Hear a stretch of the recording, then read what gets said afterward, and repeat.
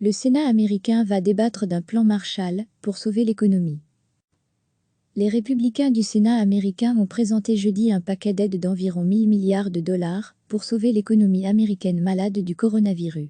Il y a urgence à voter ce texte, a prévenu Mitch McConnell, le chef de la majorité républicaine au Sénat, alors que 70 000 personnes ont été licenciées en une seule semaine à travers les États-Unis, selon les dernières données des demandes hebdomadaires d'allocation chômage. Retrouver notre dossier sur le coronavirus. Lire aussi. Confinement à cause du coronavirus en Belgique. Que pouvez-vous encore faire? Ou pas?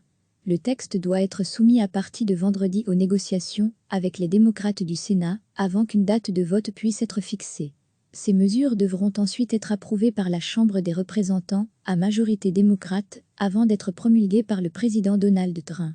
L'objectif est d'apporter une aide financière directe et immédiate aux travailleurs, de stabiliser l'économie et de protéger les emplois, a expliqué M. McConnell. Ce plan comprend aussi un important volet pour aider les petites entreprises et un soutien au personnel médical courageux.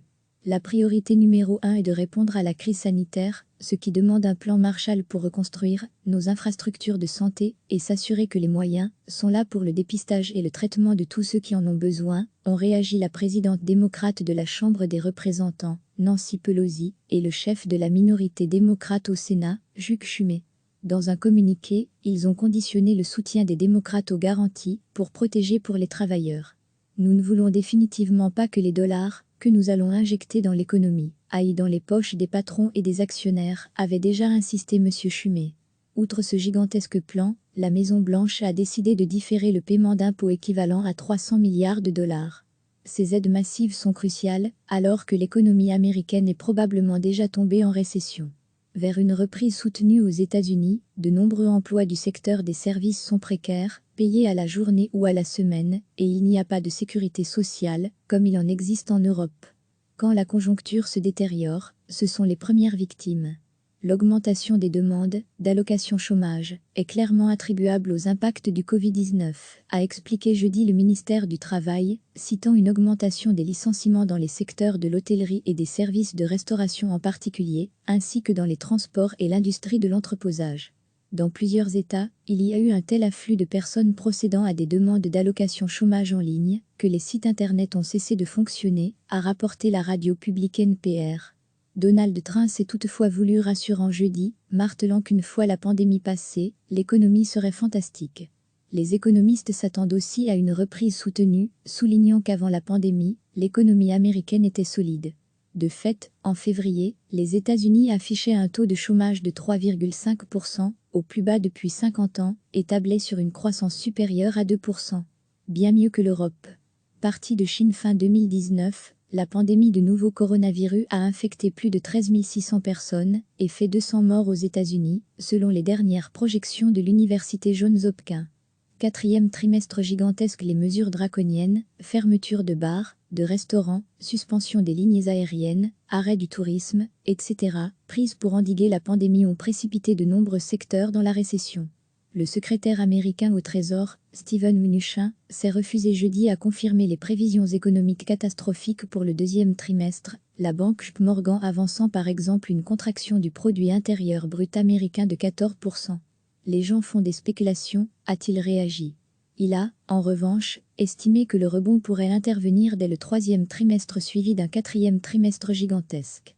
Interrogé sur les raisons d'un tel optimisme, alors que personne ne sait quelle va être la durée et la sévérité de la pandémie, il a dit sa confiance dans le corps médical américain. L'organisme fédéral qui supervise la commercialisation des médicaments aux États-Unis, la Food and Drug Administration, FDA, travaille sur l'utilisation de la chloroquine, un traitement antipaludéen qui a montré des résultats préliminaires très encourageants, selon Donald Trump. Et avec la possibilité d'un traitement, Steve Mnuchin espère le retour de la confiance, des embauches et de la consommation. Pour l'heure, la priorité est de faire adopter le plan de relance de 1 000 milliards de dollars de façon à injecter de l'argent dans l'économie, a-t-il souligné sur la chaîne Fox Business Net, qui a agité l'épouvantail d'un chômage atteignant 20% si rien n'était fait rapidement. Recevez chaque matin l'essentiel de l'actualité. Les républicains du Sénat américain ont présenté jeudi un paquet d'aides d'environ 1 000 milliards de dollars pour sauver l'économie américaine malade du coronavirus. Il y a urgence à voter ce texte, a prévenu Mitch McConnell, le chef de la majorité républicaine au Sénat, alors que 70 000 personnes ont été licenciées en une seule semaine à travers les États-Unis, selon les dernières données des demandes hebdomadaires d'allocation chômage. Retrouver notre dossier sur le coronavirus. Lire aussi. Confinement à cause du coronavirus en Belgique. Que pouvez-vous encore faire? Ou pas? Le texte doit être soumis à partir de vendredi aux négociations avec les démocrates du Sénat avant qu'une date de vote puisse être fixée. Ces mesures devront ensuite être approuvées par la Chambre des représentants, à majorité démocrate, avant d'être promulguées par le président Donald Trump. L'objectif est d'apporter une aide financière directe et immédiate aux travailleurs, de stabiliser l'économie et de protéger les emplois, a expliqué M. McConnell. Ce plan comprend aussi un important volet pour aider les petites entreprises et un soutien au personnel médical courageux. La priorité numéro 1 est de répondre à la crise sanitaire, ce qui demande un plan Marshall pour reconstruire nos infrastructures de santé et s'assurer que les moyens sont là pour le dépistage et le traitement de tous ceux qui en ont besoin, ont réagi la présidente démocrate de la Chambre des représentants, Nancy Pelosi, et le chef de la minorité démocrate au Sénat, Chuck Schumer.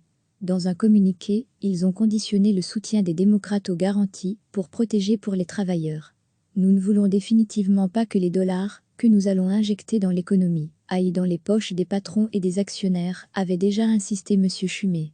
Outre ce gigantesque plan, la Maison-Blanche a décidé de différer le paiement d'impôts équivalent à 300 milliards de dollars. Ces aides massives sont cruciales, alors que l'économie américaine est probablement déjà tombée en récession.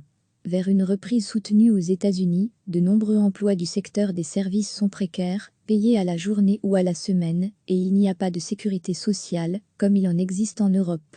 Quand la conjoncture se détériore, ce sont les premières victimes. L'augmentation des demandes d'allocation chômage est clairement attribuable aux impacts du Covid-19, a expliqué jeudi le ministère du Travail, citant une augmentation des licenciements dans les secteurs de l'hôtellerie et des services de restauration en particulier, ainsi que dans les transports et l'industrie de l'entreposage. Dans plusieurs États, il y a eu un tel afflux de personnes procédant à des demandes d'allocation chômage en ligne que les sites internet ont cessé de fonctionner, a rapporté la radio publique NPR. Donald Trump s'est toutefois voulu rassurant jeudi, martelant qu'une fois la pandémie passée, l'économie serait fantastique. Les économistes s'attendent aussi à une reprise soutenue, soulignant qu'avant la pandémie, l'économie américaine était solide. De fait, en février, les États-Unis affichaient un taux de chômage de 3,5%, au plus bas depuis 50 ans, et tablaient sur une croissance supérieure à 2%. Bien mieux que l'Europe. Partie de Chine fin 2019, la pandémie de nouveau coronavirus a infecté plus de 13 600 personnes et fait 200 morts aux États-Unis, selon les dernières projections de l'université Johns Hopkins. Quatrième trimestre gigantesque. Les mesures draconiennes, fermeture de bars, de restaurants, suspension des lignes aériennes, arrêt du tourisme, etc., prises pour endiguer la pandémie ont précipité de nombreux secteurs dans la récession. Le secrétaire américain au Trésor, Steven Mnuchin, s'est refusé jeudi à confirmer les prévisions économiques catastrophiques pour le deuxième trimestre, la banque JP Morgan avançant par exemple une contraction du produit intérieur brut américain de 14%. Les gens font des spéculations, a-t-il réagi. Il a, en revanche, estimé que le rebond pourrait intervenir dès le troisième trimestre suivi d'un quatrième trimestre gigantesque. Interrogé sur les raisons d'un tel optimisme, alors que personne ne sait quelle va être la durée et la sévérité de la pandémie, il a dit sa confiance dans le corps médical américain. L'organisme fédéral qui supervise la commercialisation des médicaments aux États-Unis, la Food and Drug Administration, FDA, travaille sur l'utilisation de la chloroquine, un traitement antipaludéen qui a montré des résultats préliminaires très encourageants, selon Donald Trump. Et avec la possibilité d'un traitement, Steve Mnuchin espère le retour de la confiance, des embauches et de la consommation.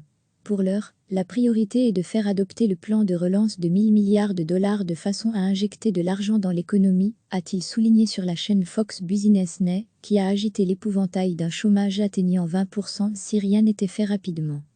Cliquez sur s'abonner pour recevoir les dernières nouvelles.